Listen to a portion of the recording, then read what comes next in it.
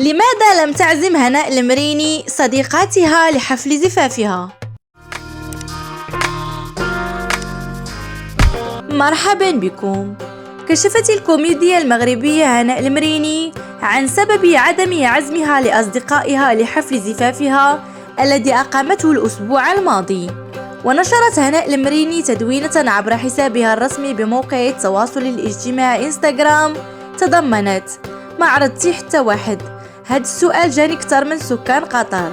في البداية مشيت عند العدول وعملت العقد على غدا عملت شوتينج اللي يسحب لكم عرس، ولكن بيني وبينكم طاح عليا السر. السبت عملت حفلة عقد قران في الدار مع خوتي وجدي وعزيزة وعائلة راجلي فقط، ما كان حتى واحد اخر. بغيت نعمل حفل صغير ويكون عائلي جدا ونبقاو في خاطرنا. طبعا كانت نهيلة صديقتي المقربة وبنت عمتي اللي هي اختي الصغيرة. هذا ما كان. واش كاين عرس ولا ما كاينش؟ ما كاينش. شكرا.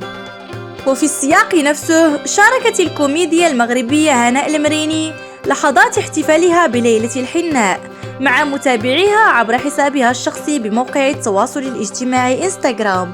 ونشرت الكوميديا هناء المريني في مقاطع فيديو وصور عبر الانستغرام وهي تضع الحناء وترتدي اللباس التقليدي المغربي الخاص بهذا اليوم المميز والاستثنائي.